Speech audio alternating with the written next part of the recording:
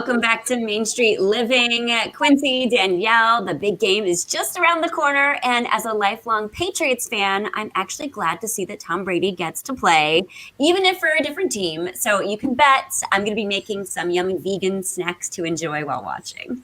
Yeah, well, the chances are we won't get a chance to experience any of it, right?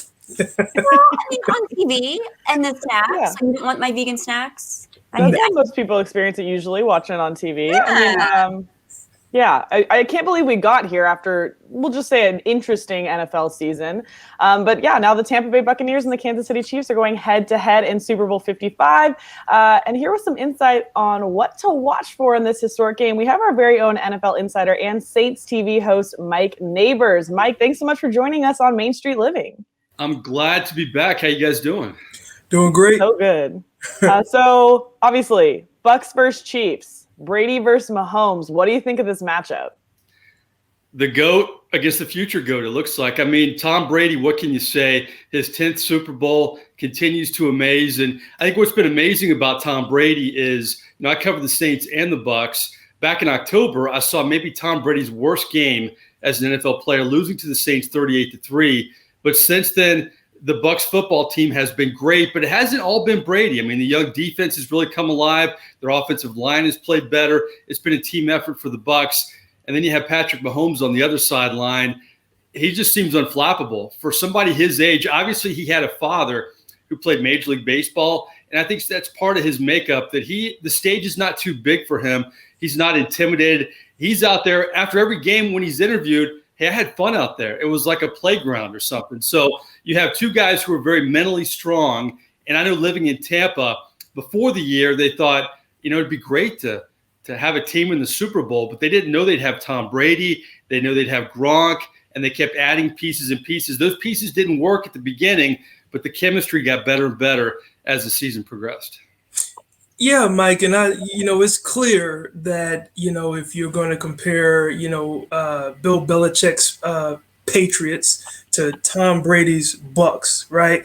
The difference wasn't the system. It was actually Tom Brady. That's what it looks like. So, then you got Andy Reid, a smart offensive mind. Like what are we watching for in this Super Bowl?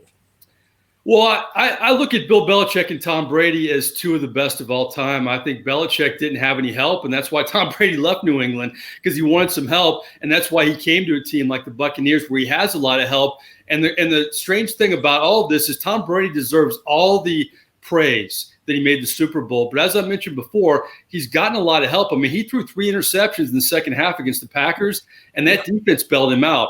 That was 3 punts by the Packers. If that didn't happen, Tom Brady may be a goat of a different sort, not making the playoffs because of the picks.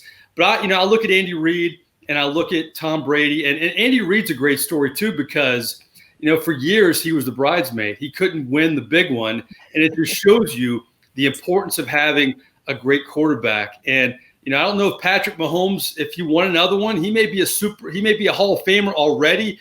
But if you have a Hall of Fame caliber quarterback, it goes a long, long way into making a coach look better. Ask Andy Reid and ask Bill Belichick. Yeah. And ask Bruce Arians, right? I mean, definitely has Tom Brady helping him right now. It was unbelievable to me when he decided to pick Tampa Bay to go to, right? And, this is the first time that a team has played in their home city, right? Tampa Bay is getting to play in Tampa Bay in a Super Bowl. And they're allowing, I think, 20,000 fans. What do you think the atmosphere is going to be like there?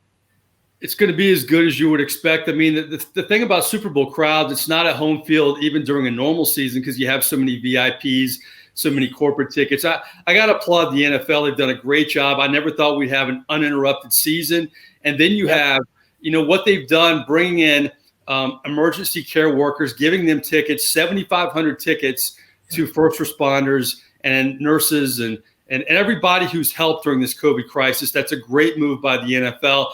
I'll say this, living in Tampa, though, I think it's bittersweet because if you look at the big picture, the Lightning won the Stanley Cup. The fans couldn't see it here. The Rays went to the World Series. The fans couldn't see it. Now the Bucks, not only do they make the Super Bowl, it's in Tampa Bay, and many of them can't see it. So it's bittersweet. You love having maybe the best year of any city in American history in terms of sports, but it's a weird feeling for sure. They Yeah, can't that's even have true. parades. Right. Right. I completely forgot about that. I mean, it almost reminds you like when Boston, like the Red Sox, and then the Celtics, and Right. then the Patriots were all winning at the same time. So with that many fans there, with COVID still going on, like what can we expect in terms of how the CDC or whoever handles all this? Are you Well, expecting any players to end up like last minute not being able to play, or how do you think they're going to handle that? Well, Yeah. that's the tricky thing because some Super Bowl weeks you have 1 week in between and you have two, and others. I know the last time the Bucs won a Super Bowl was back in 2002, which is incredible thinking about that. They flew from the NFC Championship game from Philadelphia to San Diego.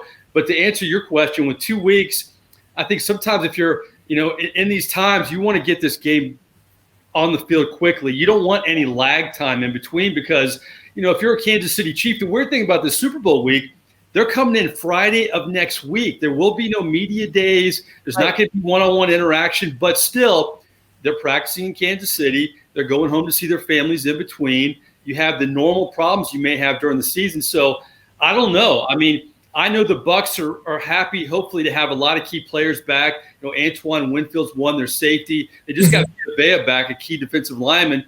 But you can't control the other stuff. So that's a big question and a potentially big story next week. We'll see what happens. Great. Got me excited. Yeah. We certainly do appreciate you stopping by once again.